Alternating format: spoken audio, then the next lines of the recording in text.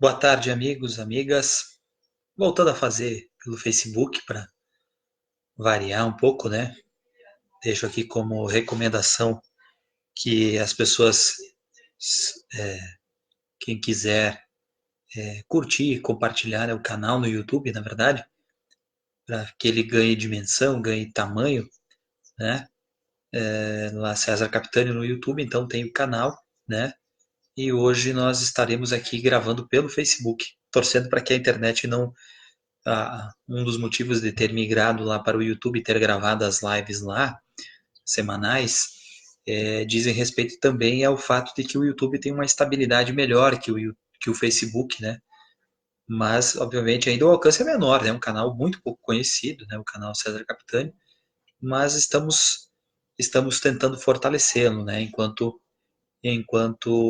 canal. O debate de hoje, né?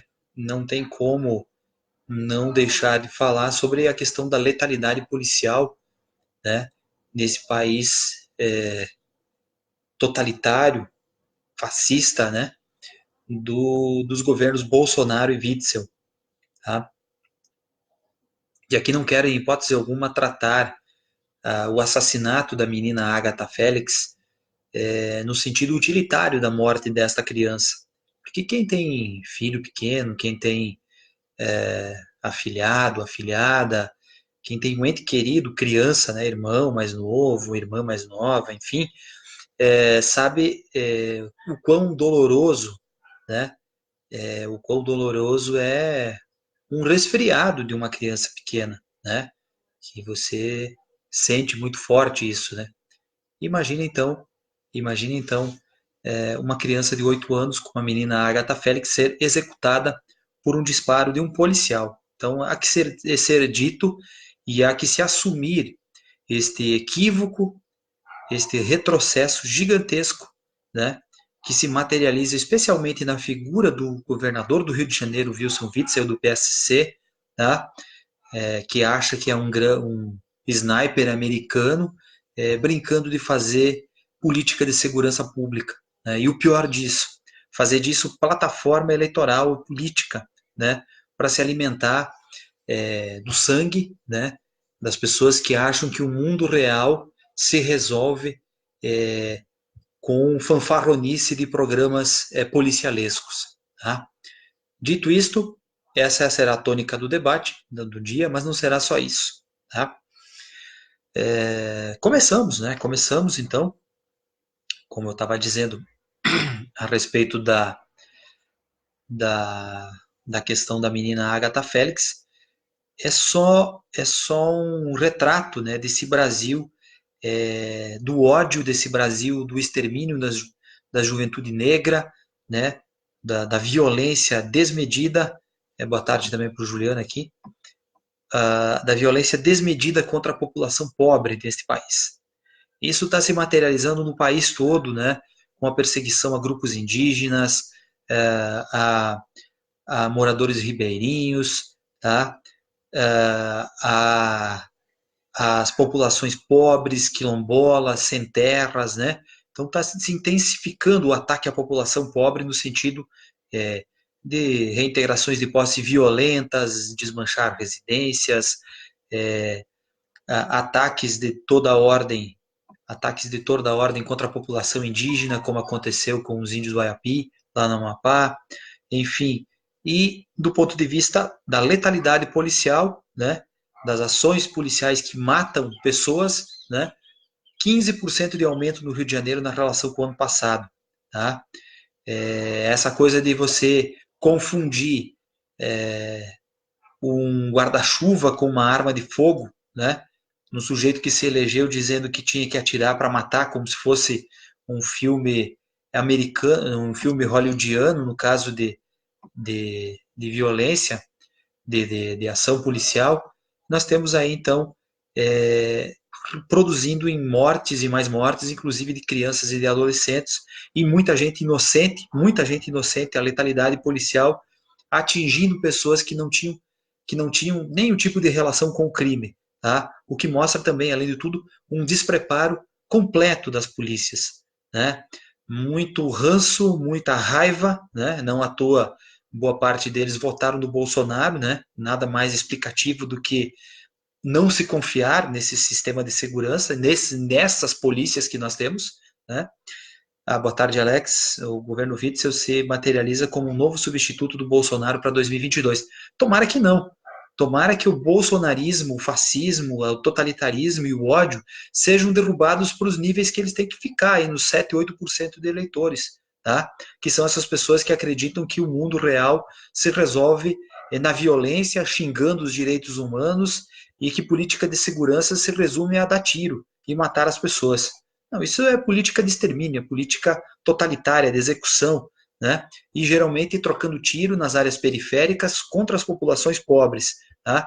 Esquecendo que o grosso do tráfico de drogas é dirigido não lá na periferia.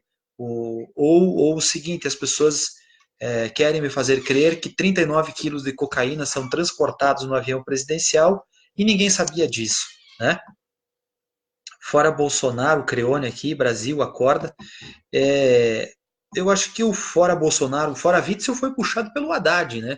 O Haddad jogou essa questão, porque na verdade o governador Witzel tem feito exibições de tiroteio contra periferias com helicópteros, né?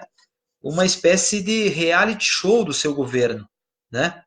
E tudo bem, eu não sou um expert em segurança pública, né? Eu dei aula há 4 anos em penitenciária e para menores infratores de educação de jovens e adultos. Eu não sou um expert em segurança pública. Não é minha praia, não é algo que eu discuta, e mais do que isso, eu não tenho uma fórmula, não saberia precisar qual é a fórmula. Mas a fórmula de encarcerar em massa tem se revelado falha, porque o Brasil faz isso há muito tempo. Nós temos uma das maiores populações carcerárias do mundo. Tá? A questão de tentar fazer guerra ao tráfico, guerra às drogas, não me parece que está funcionando também. Pelo contrário, não me parece que há uma guerra às drogas, há uma guerra aos pobres. Tá? Tenho essa nítida impressão de que é isso que ocorre. Né? Quando os traficantes andam com aeronaves e com helicóptero, a cocaína não é de ninguém. Tá? Me parece que está se pegando os distribuidores da ponta, tá? Para fazer guerra aos pobres nas áreas periféricas das grandes cidades e das médias cidades e tudo mais, tá? Aí nós temos o seguinte, então essa para mim não é essa fórmula e o pior de tudo, o Witzel hoje querendo transferir o assassinato da Ágata a quem usa de maneira recreativa entorpecentes, né? Como se, como se o disparo da arma de fogo não tivesse partido de um policial, tá? Iam atirar num motociclista que era suspeito, mas acertaram numa Kombi do avô da menina, um trabalhador, né? E acertaram uma menina inocente, que não tinha nada a ver com a história. Então, o seguinte, a tal da guerra às drogas, ela é uma falácia, uma farsa, uma coisa grotesca, mal feita, mal produzida por péssimos profissionais. Péssimos profissionais que, pelo atual governo e pelo atual ministro da Justiça, Sérgio Moro, querem livrá-los da questão da ilicitude, no caso, na letalidade policial. Né? Isso, para mim, tem uma cara, é legalizar a milícia. E milícia é crime organizado. Tá? E, a propósito, cadê o Queiroz? Cadê as investigações contra o Flávio Bolsonaro? Por que é que se afastou o delegado da Polícia Federal que investigava lá tráfico de drogas no porto controlado, um dos portos controlado pela milícia no Rio de Janeiro? Então, meus caros,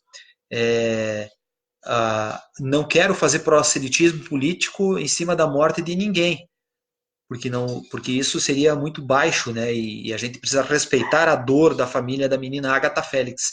Mas esse tipo de letalidade policial, infelizmente, tem uma questão política de fundo, que é essa política de segurança pública assentada nos moldes policialescos fascistas, né? Do presidente Bolsonaro, do ministro da Justiça Sérgio Moro, do governador Wilson Witzel. Tá?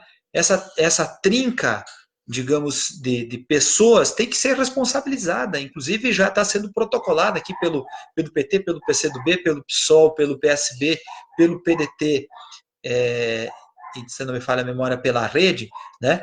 Que o governador Witzel responda por isso, né? inclusive podendo responder daqui a pouco por um crime de responsabilidade, né? Porque a segurança pública, enquanto governador, que instiga essa lógica violenta, né, de fazer combate à violência com mais violência e com violência fora do propósito, atingindo pessoas inocentes, né? E não se pode, não é inteligente, não causa risco para os policiais. Os bons policiais correm muito risco nesse cenário todo, né? De uma guerra civil urbana em curso, né? Então, me perdoem o desabafo um tanto duro, mas é assustador, né? Que a gente seja regido por pessoas que, o pior, juiz, né? O Witzel também é juiz, né? E que não se prezam e não partem do pressuposto de quem estuda direito, quem estuda segurança pública, que tem todo um melindre, que tem toda uma questão de rigor científico, né? Dos dados, das informações, né? E se não há milagre na questão da segurança pública, tampouco é essa mania de atirar em preto, né, e pobre, né, que é o método dos governos fascistas, né, autoritários, totalitários, né, de governar, como bem colocou em artigo aí no Brasil 247 se não me falha a memória, o Leonardo Atush, que são os governos, desculpa, o Emir Sader foi quem escreveu, que os governos da extrema-direita governam pelo terror e pelo medo, que é instigar o medo, o terror nas pessoas. É o terrorismo de Estado, né? Terrorismo de Estado, esse é o nome que tem que ser dito, e tem que ser colocado, e tem que ser salientado. E que direitos humanos sejam compreendidos como algo que beneficie a todos os direitos humanos, tá? A todos os humanos, desculpa. Os direitos humanos sejam direito de todos os humanos. Era isso que eu acabei me confundindo na frase. O Juliano, pacote anticrime do Moro, top. Tá sendo irônico aqui o Juliano, porque na verdade assim, tá morrendo, né, a tese desse pacote, né? O próprio Maia, agora o Rodrigo Maia tem recuado, né, essa tese de dar carta branca para os agentes de Estado, no caso, que é assustador nesse cenário, né? Quem é que vai confiar num governo que está enrolado até o pescoço com a milícia comete crime, tem miliciano que está na corporação, inclusive, que não é de fora da corporação, né, de corporações policiais, e dando poder para eles, né, poder de polícia, né, para não responder pelos crimes que vêm a cometer no exercício da sua função. Tá? É assustador, assustador.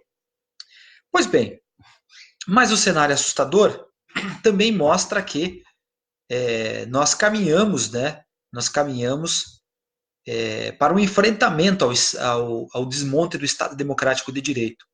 Esta semana, por exemplo, nós podemos ter não exatamente o Lula livre, mas a progressão de regime, né? Ela pode estar em curso nesta semana. Progressão de regime que Lula possa ir para a sua casa. Tá? É o primeiro passo. O segundo passo é lutar pela absolvição de Lula. Porque eu continuo acreditando que o presidente brasileiro, que tem toda a tarefa de reunir as condições para produzir um processo de união nacional, à exceção desses fascistoides aí, esses 7, 8% da população brasileira, tá? É o Lula. Porque ele ganharia as eleições de 2018 sendo candidato.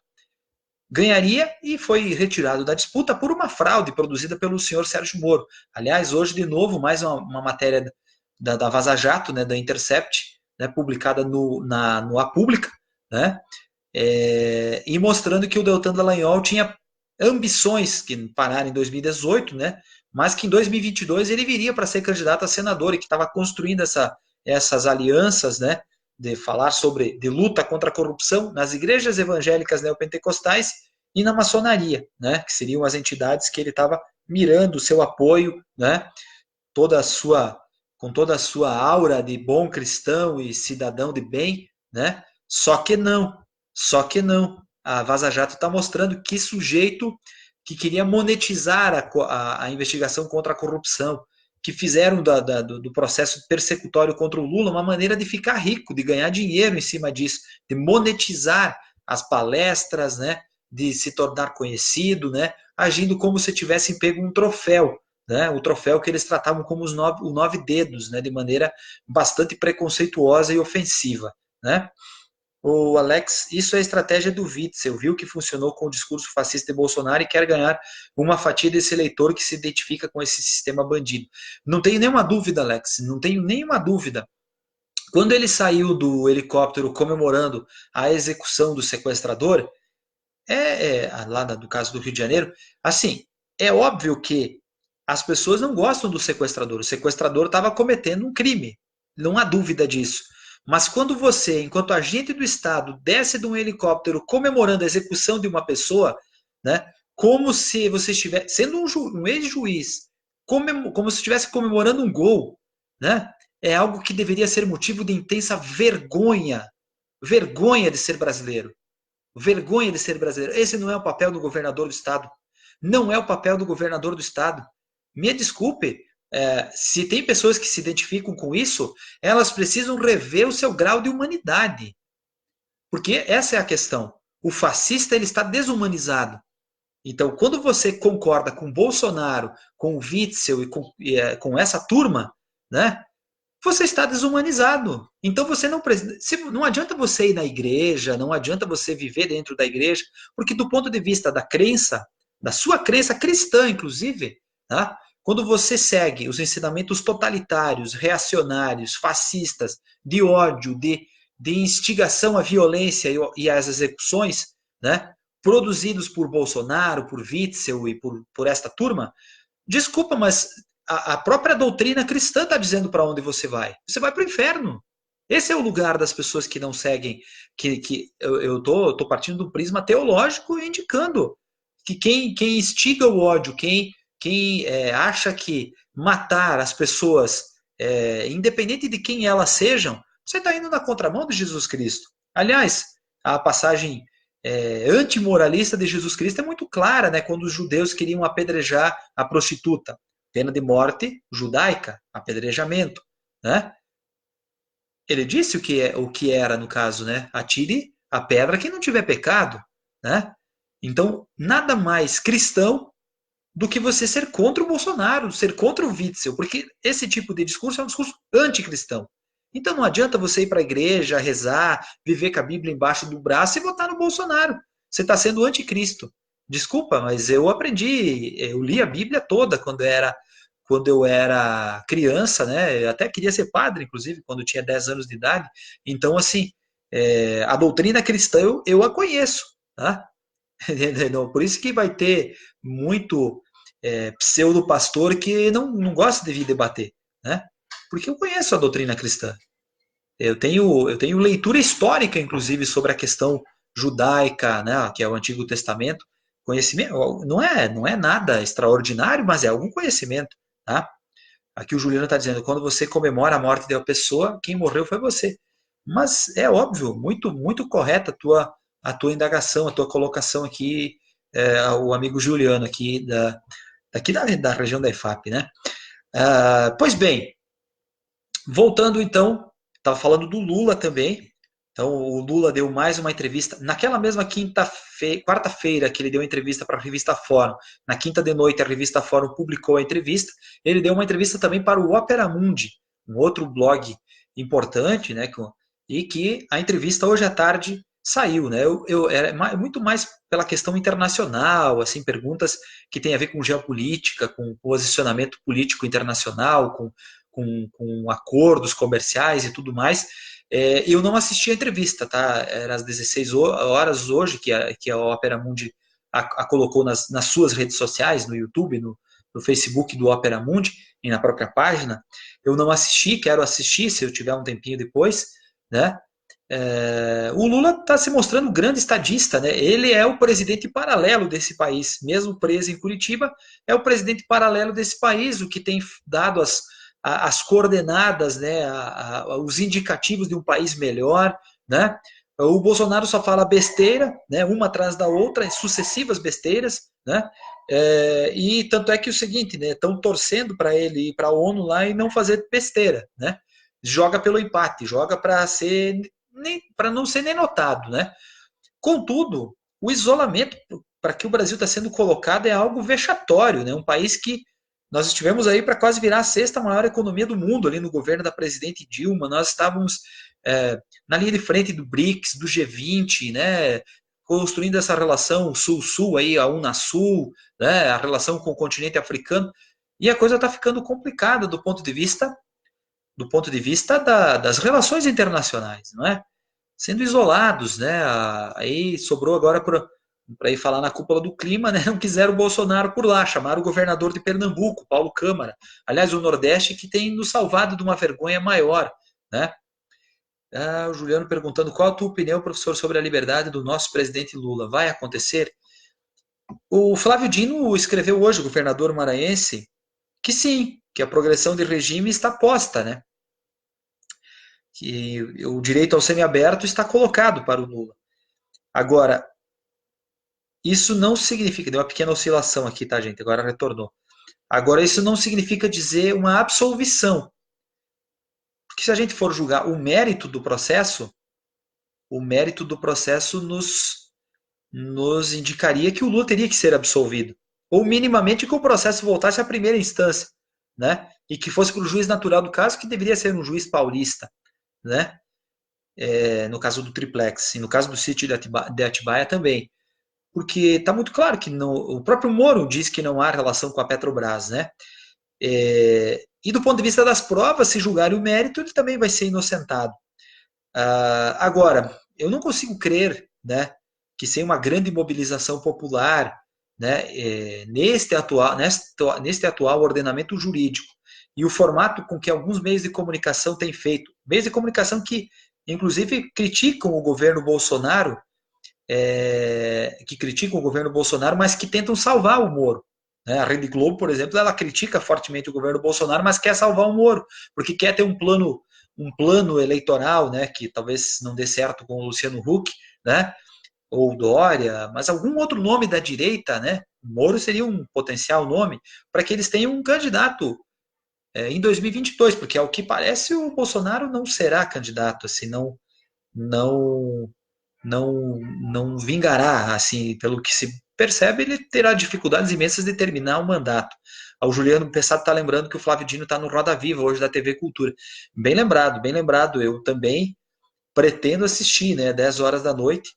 O Alex tá dizendo que quer ver a entrevista, né, um dos melhores, se não o melhor governador brasileiro da atual leva de governadores, né, um grande político, né, um juiz, né, o juiz que passou em primeiro lugar do concurso que o Moro passou em 38º, né, governador do Maranhão, do PCdoB, fazendo um governo interessante, né, interessante no sentido, por exemplo, de valorizar a educação e os professores, né, o piso dos professores do Maranhão é, é bem significativamente superior ao de Santa Catarina e Rio Grande do Sul, por exemplo, né. Pois bem, meus caros, é isso, né? Hoje falamos um pouco da questão da menina Ágata, né? Sempre não querendo é, é, se intrometer tanto na vida da pessoa, mas acho que está claro que foi essa lógica policialesca que a executou, né? A família vai sofrer, independente do que fosse, independente do tipo de morte que tivesse sido, é uma perda muito dura, né, para uma família perder uma criança de 8 anos, né? E mesclando aí com os assuntos, nos assuntos, há um racha, a pergunta aqui do Alex, há um racha na cúpula do PT, PT deveria rever certos conceitos. Pois então, na verdade, assim, eu acho que assim, eu não sei exatamente de que, não acho que na verdade, assim, o PT é um partido constituído por diversas tendências, né? Elas são legalizadas, então eu acho que a divisão partidária do ponto de vista das visões, ela é positiva do ponto de vista dos debates, né? Eu considero que a forma como se processou aí a, a resposta, né, que a direção nacional fez para o Rui Costa talvez tenha sido ruim, né, o formato como se respondeu. Contudo, eu acho que a entrevista do Rui Costa também foi ruim, no veículo errado, revista Veja, no tempo errado e no formato errado, né? Essa coisa de dizer, nós deveríamos ter apoiado o Ciro. Eu acho que não, eu acho que estava errado apoiar o Ciro, né? O Lula liderava as pesquisas, o PT não tinha como não lançar o Lula candidato. Eu acho que ia ser uma baita de uma safadeza se não tivessem feito isso, né? E se o Ciro quisesse ser o candidato apoiado pelo PT, ele deveria ter sido vice do Lula. E o Haddad disse que o convidou, né? Então, acho que, eu não sei exatamente se é nesse sentido, né? Mas as diferenças, elas necessitam existir, né? Num partido grande que é constituído historicamente por tendências diferentes entre si, né? E que tem nesta disputa interna também uma disputa, né? Democrática a ser feita, né? Pois bem, é, era isso, né? Recomendo também a leitura de novo, né? Da Vaza Jato aqui, né? Que está na página da agência pública, né? Do Intercept em parceria com a pública, né? E vamos ter que lembrar hoje, né? Tristemente da menina Ágata, né? Que é mais uma vítima de um estado violento, né? E se tivesse sido por parte do tráfico, né? Também mereceria, né? O nosso repúdio, tá?